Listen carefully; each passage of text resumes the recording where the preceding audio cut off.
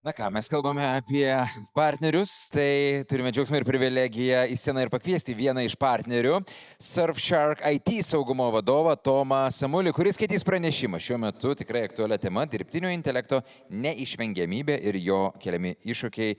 Tomai, ar jums šiam pranešimui padėjo pasiruošti dirbtinis intelektas? Žinoma, Gerai, žiūrėsim, koks jo. rezultatas.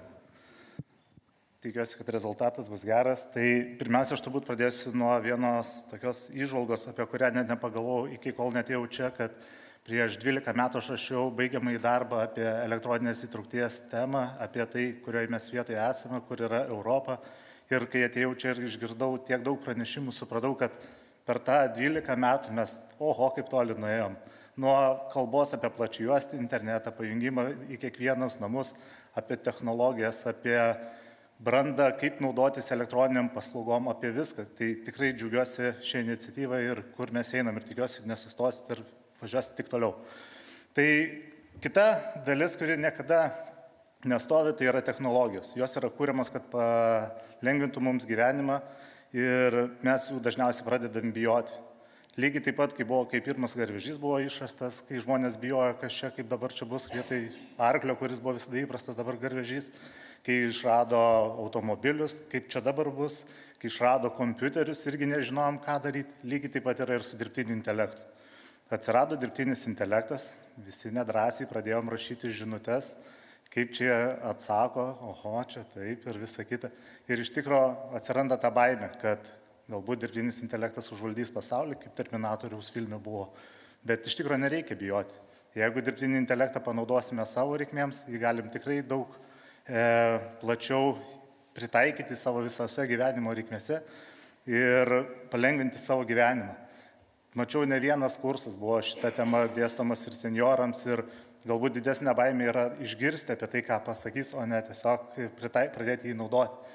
Tai kur mes dažniausiai naudojame? Pirmiausiai, tai dažniausiai bendravimo prastam. Paklausiam, gaunam atsakymą ir tada kyla daug tokių baimių, kad galbūt mes prarasim įgūdžius socialinius, bet iš tikrųjų juk ne, mes galim bendrauti ir su žmonėm, dirbtinis intelektas niekada nepakeis žmonių. Toliau atsiranda galimybės greitai surasti problemos sprendimą. Užtenka vaizdo kamerą nufilmuoti kažkokią problemą arba nufotografuoti, įkelti dirbtiniam intelektui ir gaunat atsakymą. Lygiai taip pat daug paieško paprastesnė internete gali būti. Juk užtenka ne tik į Google laukelį įrašyti kažką, bet jūs paklausite dirbtinio intelekto ir dirbtinis intelektas gal jums pasiūlys 3 ar 4 išeitis ir jums reiks pasirinkti kažkuria vieną iš jų. Ir nebereikės mokėti, kaip tinkamai paklausti, pražiūrėti daug reklamos, kad daitumėte kitos reikalingos informacijos. Tai tikrai jis įgalina. Kitas dalykas, kam naudojam, tai kažkam turinio redagavimui, ypatingai turinio vertimui. Dažniausiai žmonės, ypač seniorus, aš kiek girdėjau, yra stabdo kalbos nemokėjimas išvykimas į kitas šalis. Lenkija, Vokietija, Prancūzija, Ispanija. Sako, kaip aš valgyti, aš sakysiu, kaip aš ką padarysiu, kaip aš susikalbėsiu. Ir dirbtinis intelektas čia puikiai padeda. Užtenka nufotografuoti ir rašyti ir mes turim vertimą. Ir mes galim susikalbėti.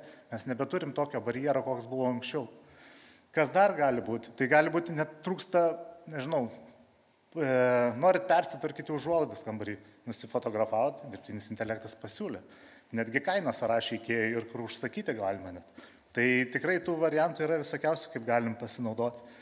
Kitas panaudojimas dar gali būti, tai yra darbe ir mes visuomenė senėdama, iš tikrųjų sen bijo, kad jie taps nebenaudingi darbuotojai, kad juos atleis. Tiesiog bijo to iššūkio, kad jie nemokės naudotis technologijomis ir dėl to bus atleisti. Tačiau dirbtinis intelektas ir čia gali padėti. Tam, kur dabar yra pokalbių robotai, tai gali puikiai atlikti dirbtinis intelektas tą darbą. Ir tai reikia žmogui pasižiūrėti visą komunikaciją ir įvertinti, ar gerai dirbtinis intelektas atliko darbą, ar ne. Nebereikia tiek daug bendrauti ir viską išmanyti. Kitas dalykas, kuris yra, tai duomenų analizė kažkokia ir įžvalgos tam tikros. Ta puikiai irgi padaro dirbtinis intelektas. Tiesiog iš jūsų pateikto duomenų kiekio padaro tam tikras įžvalgas ir jums tai reikia patvirtinti arba paneigti. Ir didelio mokslo nebereikia, kaip sujungti duombazės, aprašyti sąryšius ir visą kitą. Ta padaro dirbtinis intelektas. Kitas svarbus dalykas irgi yra teksto redagavimas. Nežinau, kai kada pakankamai sudėtinga yra parašyti galbūt oficialų laišką kažkam, ypač jeigu esi informatikas, esi, nežinau, saugumo specialistas, niekada nesusidūrei su oficialiu rašto rašymu. Dirbtinis intelektas pagelbės. Ar reikia programuoti kažką? Čia irgi dirbtinis intelektas gali pagelbėti. Jūs net neįsivaizduojat, kiek mūsų įmoniai žmonės stengiasi naudotis dirbtinį intelektą, kad pagreitintų savo programavimo įgūdžius. Aišku, tai kelia truputėlį riziko, apie kurias vėliau papasakosiu, bet iš tikrųjų tai daug greičiau paspartina darbą. Ir netgi prieš ateinančiau kalbėjau su vienu iš vadovų programavimo departamentų, tai pasakojo, kaip naudodamas dirbtinį intelekto įrankius 8 valandų darbą padarė per 2 valandas. Kitas 6 valandas galėjo skirti mokymuisi ar kažkokį kitą darbo darbą. Kibernetinio saugumo užtikrinimui. Čia irgi priemonė ne tik kaip kurti atakas, bet priemonė kaip ir nuo jų apsisaugoti. Su dirbtinio intelekto pagalba nebereikia žiūrėti į logus, kurie audito įrašus, kaip čia pavadinti lietuviškai teisingai, kurie vienas po kito rodos ekrane tūkstančiais ir tą gali puikiai padaryti dirbtinis intelektas ir užtenka tik tais išmokti jį naudoti. Lygiai taip pat kaip ir automatizuoti tam tikrus procesus, kad dokumentą iš tom tikro folderio perkeltų ten, įkeltų į dokumentų valdymo sistemą, tada užregistruotų, perduotų kitam žmogui ir kitas žmogus jau padarys savo darbą irgi, kurį reikia. O galbūt ir jam padės dirbtinis intelektas. Tai tas dirbtinis intelektas yra iš tikro plačiai panaudojamas ir mes nuo jo nepabėgsim. Jeigu norim automatizuoti, dirbti protingiau ir įdomesnį darbą daryti, tai kuo daugiau neįdomių veiklų automatizuosim, tuo mes labiau norėsim eiti į darbą. Ir nebijosim, kad darbdavys mus atleis. Kokios iš to kyla grėsmės? Pirmiausiai tai saugumo grėsmės, ne? Kaip ir kalbėjo ir prezidentas, ir RRT vadovė, tai dirbtinio intelekto panaudojimas kibernetinėms atakoms taip pat yra viena iš grėsmių. Pirmiausia, tai dėl to, kad jomis gali būti kuriami specialios jau phishingo atakos, kur laiškas tikrai tvarkinga lietuvių kalba parašytas ir tikrai jau sudėtinga tampa pažinti. Dėl to reikia irgi mokėti reaguoti į tai ir ne tik pasitikėti tuo vizualu, kurį matome prieš akis. Toliau deepfake ir dezinformacija. Matom ne vieną įrašą socialiniuose tinkluose, kur yra sukurtas ir kur, žinoma, žmogus kalba visai ne tai, ką atrodo turėtų kalbėti. Duomenų nutekėjimas iš dirbtinio intelekto įrankių. Tai irgi dažna problema, kadangi kuo daugiau kuriasi dirbtinio intelektų, tuo daugiau hakerių bando juos nulaužti ir išvilioti tą informaciją, kurią mes suvedam. Toliau apgavystės atakos, kurias būtent labiau į dirbtinį intelektą nukreiptos, kai mes pakeičiam tam tikrą informaciją ir prieš ją paduodami dirbtinio intelekto modeliams ir gauname neteisingą atsakymą. Taip nusikaltėliai žmogaus nepastebimas detalės pakeičia, o dirbtinis intelektas tai pastebi ir reaguoja ne taip, kaip mes tikimės. Lygiai taip pat gali būti ir grėsmės su dirbtinio intelekto apmokymų modelių klaidingų, kai specialiai mes apmokom klaidingai, nusikaltėliai specialiai apmoko klaidingai tam, kad gautumėt blogą rezultatą. To pasiekoje, nežinau, gali įvykti ir net katastrofa, jeigu dirbtinio intelekto pagrindu būtų priimami sprendimai. Kita dalis yra dėl dirbtinio intelekto naudojimo. Tai beprecedentis pasitikėjimas dirbtinio intelektu, kai tikrai tikim tai, ką rašo. Negalim tikėti ir socialinio tinklo straipsniais, negalim tikėti tam tikrais, nežinau, viešais pasisakymais, blogais įrašais. Lygiai taip pat negalim pilnavertiškai pasitikėti ir dirbtinio intelektu. Kas dar kyla iš tikrųjų, tai grėsmės, kad tas pats programinis kodas, kuris buvo sukurtas dirbtinio intelekto pagalba, jis irgi gali turėti pažeidžiamumų. Ir taip mes jį perkeldami į kažkokią platformą galime padaryti sistemą nesaugiai. Galim pažeisti licenzijavimo taisyklės, nes dirbtinis intelektas nežiūri licenzijavimo sąlygų. Jis tau paduoda tam tikrą informaciją ir tu ją naudoji, o tu gali pažeisti sąlygas. Dėl to tikrai visada reikėtų pasitikrinti. Ir didžiausia baimė turbūt yra, kad dėl dirbtinio intelekto naudojimo gali išnykti tam tikros darbo vietos arba jų sumažėti. Taip, jų gali, bet atsiras kitos ir tikrai žmogus visada bus organizacijoms naudingas. Kita dalis, kuri iš tikrųjų irgi kelia grėsmę, tai yra dėl rinkimų ir apsimokymo paties dirbtinio intelekto. Tai yra, kad mes per daug paduodam duomenų, asmeninės informacijos, konfidencialios informacijos, dirbtinis intelektas to apsimoko. Ir tą informaciją gali atskleisti kažkam kitam. Lygiai taip pat kaip ir Google'as, kaip ir kiti didžieji duomenų rinkėjai, taip ir dirbtinio intelekto įrankiai tokiais patampa, nes mes jiems teikia informaciją. Jie prieina prie tos informacijos, kad apsimokytų ir kad mums kažkokį rezultatą išspaustų. Tai jie taps irgi tokiais kaip duomenų monopoliais. Ir kur atsiranda dar viena rizika, kad mes nežinom, kurie dar tos duomenys perpanaudoja. Galbūt, kai bus panašu, gali būti taip, kaip yra ir socialinėse tinkluose buvęs pirmo, man atrodo, Trumpo prezidentavimo metu byla, kur duomenys buvo panaudoti žmonių profiliavimui. Niekada negali žinoti, ar čia duomenys negalėtų būti tam panaudoti. Dėl to labai svarbu, kad mes atsakingai naudotumėm tos įrankius ir vestumėm galbūt ne savo asmeninę informaciją, bet nuasmenintą jai pateiktume, mes tikrai galim gauti tą patį rezultatą. Kitas dalykas, kas svarbus labai yra, tai būtent su klaidingu apsimokymu ir ypač jeigu tam tikra šališka informacija.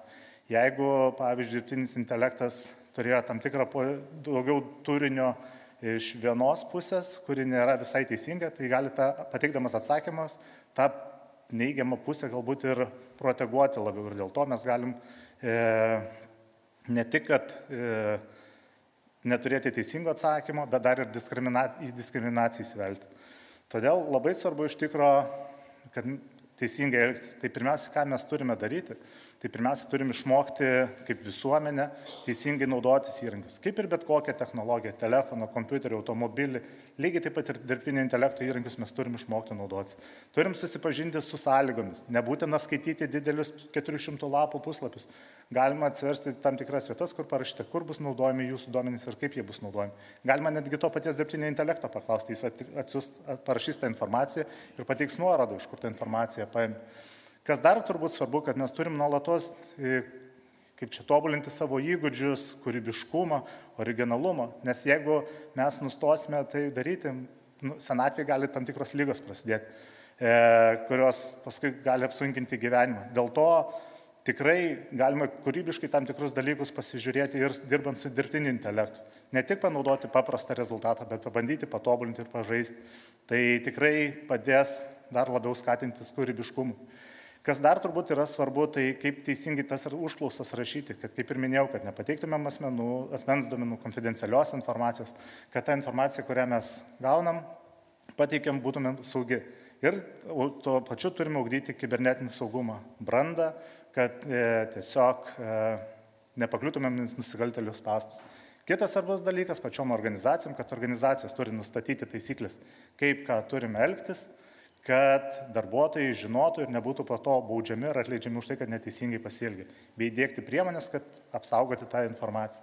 O valstybė turi ne tik skatinti, bet ir padėti ugdyti visuomeniai, žinias kelti, brandą, tuo pačiu užtikrinti, kad dirbtinio intelekto įrankiai atitiktų saugos reikalavimus, reglamentus ES ir panašiai. Tai ačiū.